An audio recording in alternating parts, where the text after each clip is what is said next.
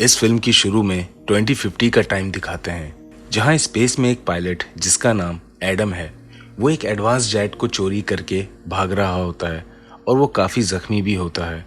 Adam को रोकने के लिए उसके पीछे दूसरा फाइटर जेट उसको वापस बेस पे जाने का बोल रहा होता है, लेकिन एडम जो एडवांस जेट चुरा कर भाग रहा था वो असल में एक टाइम जेट होता है जो टाइम बॉम्ब फायर करके वक्त में पीछे या आगे टाइम ट्रेवल कर सकता है। तभी एडम वहां से निकलने के लिए जेट का टाइम बॉम्ब रेडी करके फायर कर देता है, जिसकी वजह से स्पेस में एक बड़ा टाइम ट्रेवल का पोर्टल खुल जाता है। इतने में दूसरा फाइटर जेट एडम को रोकने के लिए फायरिंग शुरू कर देता है और उसकी फायरिंग से एडम का टाइम जेट भी थोड़ा डैमेज हो जाता है, लेकिन वो उस टाइम पोर्टल के अंदर चला जाता है और पोर्टल बंद हो जाता है। फिर अब अगले सीन में 2022 का समय दिखाते हैं। ये दुनिया में वो वक्त था जब एडम एक 12 साल का बच्चा था। एडम के फादर लुइस रीड की डेथ को भी तब 1 साल हुआ था और एडम अपनी माँ एली रीड के साथ अकेला रहता था। फिर दिखाते हैं कि एडम एक रात अपने कमरे में वीडियो गेम खेल रहा होता है, तभी वहाँ की बिजली बंद हो जाती है और उसको ऐसा लगता है कि घर में कोई घुस गया है। तो वो चेक करने के लिए जाता है तो देखता है कि गैराज का दरवाजा खुला हुआ है।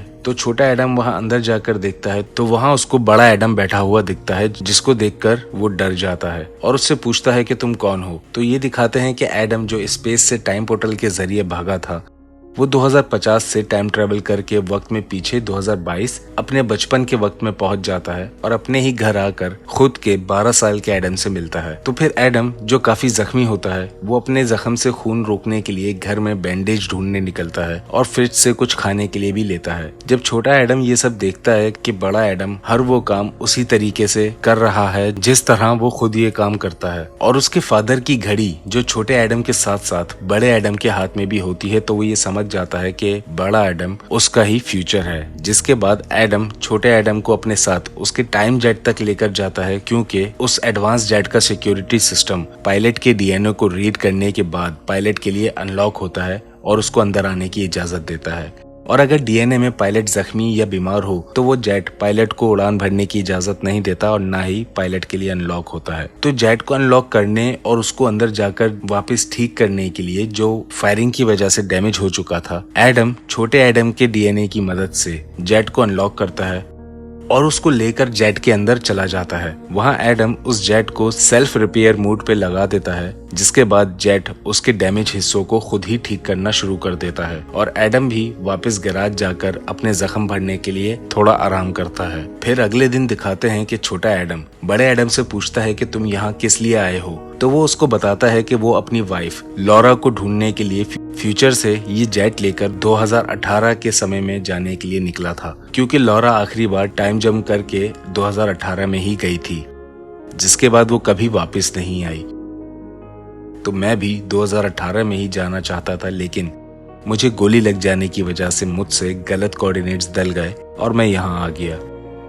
और वो ये भी बताता है कि ये टाइम ट्रेवल की इन्वेंशन हमारे फादर लुइस रीड ने की थी और उनकी मौत के बाद माया सूर्यन जो डैड की पार्टनर थी उसके हाथ ये टाइम ट्रेवल का इन्वेंशन लग गया था, जिसकी पावर से सारा कंट्रोल उसने अपने हाथ में ले लिया था। और अब मुझे जितना जल्दी हो सके लॉरा को ढूंढना है, इससे पहले कि माया सूर्यन मुझे ढूंढ ले। माया सूर्यन वही औरत होती है जो फिल्म के शुरू में एडम को भागने से रोक रही थी। ये सब बात करते हुए एडम को वहाँ किसी के आने की भनक लग जाती है और वो समझ जाता है कि माया अपने सोल्जर्स के साथ उसको ढूंढते हुए यहाँ पहुंच चुकी है। तभी वो छोटे एडम को लेकर वहां से भागने की कोशिश करता है, लेकिन वो सोल्जर्स एडम को रोकने उसके सामने आ जाते हैं। तो फिर एडम उन सब सोल्जर्स से फाइट करता है और वहां से भागने के लिए सबको मारता हुआ निकलने की कर रहा होता है। तभी वहां वही जेट भी आ जाता है जिसमें माया सूर्यन होती है, जो उसको वापस साथ चलने का बोलती है, लेकिन एडम उसके साथ जाने से इनकार करता है। तो सूर्यन जेट की बड़ी गन एडम पे तान देती है और एडम को वापस 2050 ले जाने के लिए अपने सिक्योरिटी हेड क्रिस्टोस को भेजती है, जो एडम को साथ ले जाने के लिए उसको मारना शुरू करता है और उसको वापस ले जाने के लिए काबू करके बांध रहा होता है। तभी वहां सोरियन के जेट पे ग्रेनेड लॉन्चर से हमला होता है, जिसकी वजह से जेट डैमेज हो जाता है और फिर दिखाते हैं कि ये हमला एडम की वाइफ लॉरा करती है, जो आकर एडम को बचाती है और उन सोल्जर्स से निपट रही होती है। तभी एडम भी दोबारा उठ जाता है और फिर से फाइट करके वहाँ के सारे सोल्जर्स को मार डालता है। तभी दिखाते हैं एडवांस जेट गायब हो जाने की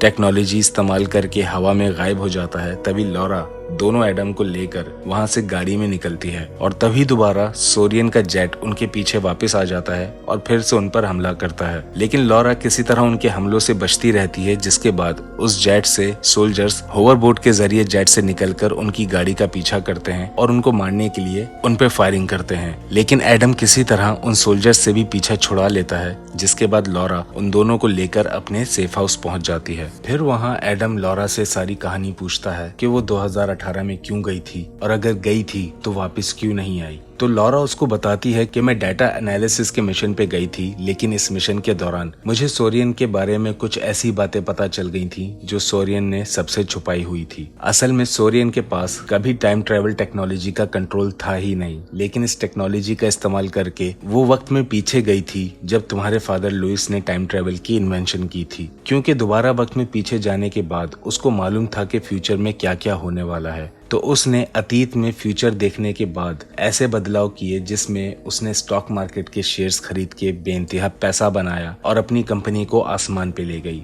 और सरकार के बड़े बड़े लोगों को खरीदकर टाइम ट्रेवल की टेक्नोलॉजी के साथ सब कुछ अपने हिसाब से बदल दिया, जिसके साथ हम सबका फ्यूचर भी बदल गया है।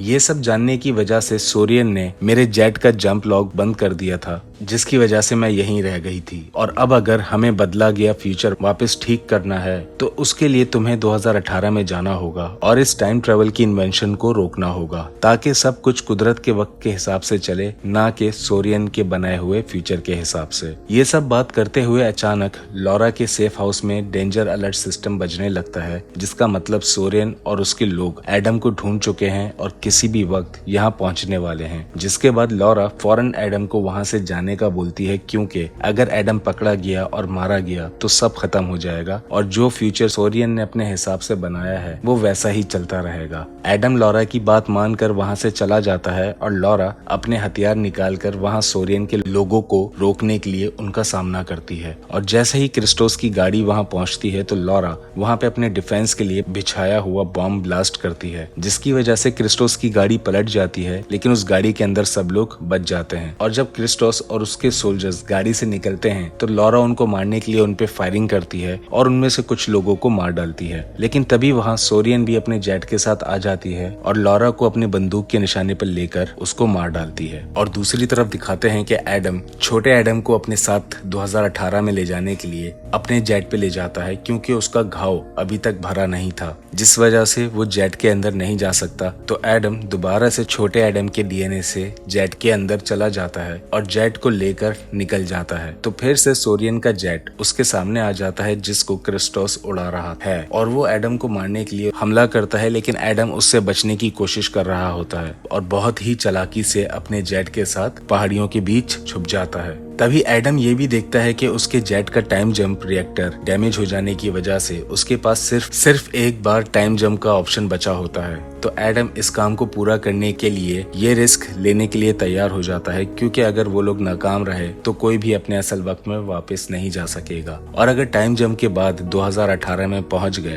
तो वहां अपने फादर लुइस रीड से मिलकर इस टाइम इन्वेंशन को रोकने में कामयाब हो सकते हैं। जिसके बाद एडम फिर से जेट के साथ उड़ान भरता है और टाइम ट्रेवल बॉम्ब को रेडी करता है। वहीं क्रिस्टोस भी एडम के जेट को उड़ाने के लिए सामने से उस पर हमला कर रहा होता है और उसकी तरफ तेजी से बढ़ रहा होता है। लेकिन तभी एडम आसमान में वो टाइम पोर्टल खोलकर उसके अंदर जाने में कामयाब हो जाता है। फिर अब अगले सीन में 2018 का टाइम दिखाते हैं, जहां एडम का फादर लुइस यूनिवर्सिटी में लेक्चर दे रहा होता है। तो वो दोनों एडम भी वहां पहुंच जाते हैं, जो अपने फादर को वहां देखकर बहुत हैरान होते हैं। जिसके बाद वो दोनों उसी क्लास में बैठ जाते हैं और जैसे ही क्लास खत्म होती है तो लुइस वहां एडम को देखता है और देखते ही एडम को पहचान लेता है कि ये उसका बेटा एडम है। जिसके बाद एडम लुइस को पूरी कहानी बताता है कि किस तरह सोरियन ने लुइस की इन्वेंशन टाइम ट्रेवल का गलत इस्तेमाल करके टाइमलाइन को ऑल्टर किया और फ्यूचर अपने हिसाब से बनाकर दुनिया को अपनी मुट्ठी में कर रखा है। और वो लुइस को ये भी बोलता है कि आपको इस टाइम ट्रेवल को इन्वेंट होने से पहले ही तबाह करना होगा, ताकि सोरियन ये सब ना कर सके।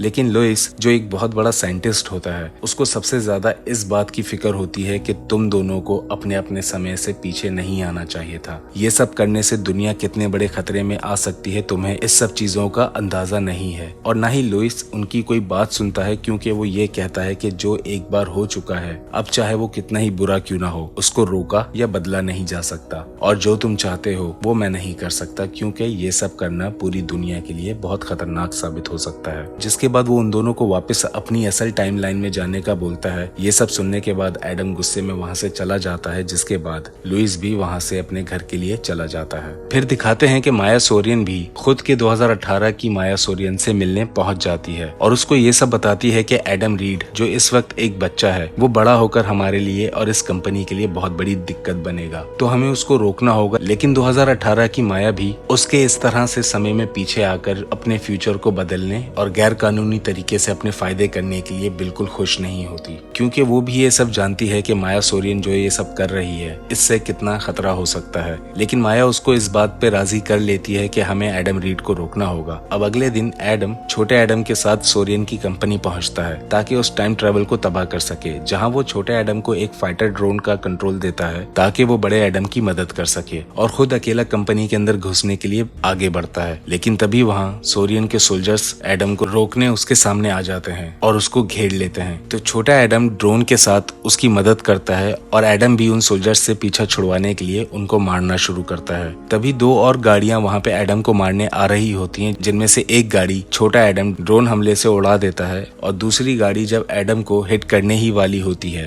तभी लुइस अपनी गाड़ी से दूसरी गाड़ी को टक्कर मार के एडम को बचा लेता है। और फिर लुइस एडम से कहता है कि मैं ये जानता हूँ कि तुम्हारा यहाँ होना बहुत गलत है, लेकिन मैं यहाँ तुम्हारी मदद करने आया हूँ, क्योंकि मेरे बगैर तुम ये सब नहीं रोक सकते। तुम टाइम ट्रेवल को अगर तबाह कर भी दोगे तो सोरियन इसको दोबारा बना लेगी। तो टाइम ट्रेवल को पूरी तरह तबाह करने के लिए हमें टाइम ट्रेवल को कंट्रोल करने वाला प्लाज्मा एल्गोरिथम को तबाह करना होगा, जो कि मेरे बनाए हुए मैथमेटिकल इक्वेशन से इजाद हुआ था। और वो मैथमेटिकल इक्वेशन दुनिया में किसी और इंसान के पास नहीं सिवाय मेरे दिमाग और एक क्रिस्टल हार्ड ड्राइव जो यहाँ बेसमेंट में एक इलेक्ट्रोमैग्नेटिक एक्सेलरेटर के अंदर महफूज है। तो बस हमें इस क्रिस्टल हार्ड ड्राइव को तोड़ना है, जिसके बाद टाइम ट्रेवल कभी इन्वेंट ही नहीं हो सकेगा। और फिर लुइस और एडम बेसमेंट में उस इलेक्ट्रोमैग्नेटिक एक्सेलरेटर तक पहुंचते हैं और लुइस उसके अंदर से वो क्रिस्टल हार्ड ड्राइव निकालकर एडम को दे देता है। तभी वहाँ पीछे से फ्यूचर की माया अपनी 2018 की माया के साथ वहाँ पहुंच जाती है, जिसके साथ उसके बहुत सारे सोल्जर्स भी लुइस और एडम को रोकने के लिए होते हैं। जिसके बाद माया एडम से वो हार्ड ड्राइव वापस मांगती है, लेकिन एडम के मना करने पे माया वहाँ छोटे एडम को ले आती है और उसके सर पे गन रखकर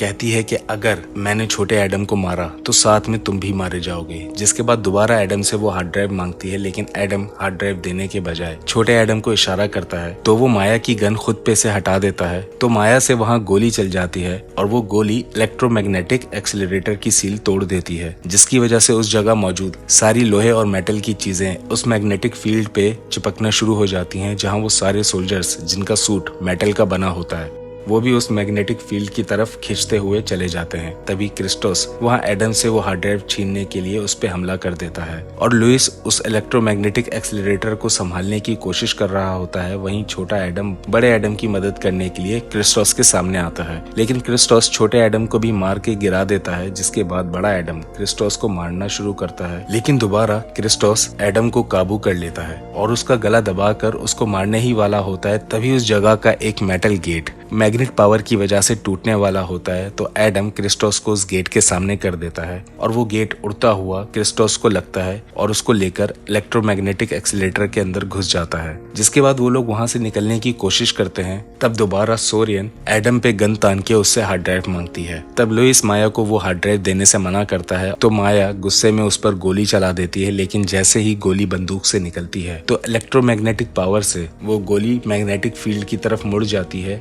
लेकिन उसके बीच 2018 की माया खड़ी होती है और वो गोली उसको लग जाती है, जिसकी वजह से फ्यूचर की माया भी मारी जाती है। जिसके बाद मैग्नेटिक एक्सीलरेटर की पावर बहुत ज्यादा बढ़ जाने की वजह से वहाँ सब कुछ उसके अंदर खींचना शुरू हो जाता है। तो वो तीनों वहाँ से भागते हैं और वहाँ सेफ्टी डोर लॉक होने से पहले वहाँ से निकल जाते हैं। फिर आखिर में दिखाते हैं कि दोनों एडम अपने फादर लुइस के साथ खेल रहे होते हैं और अचानक ही गायब होकर अपने अपने फिक्स टाइम में चले जाते हैं और यहाँ इस फिल्म की कहानी खत्म होती है।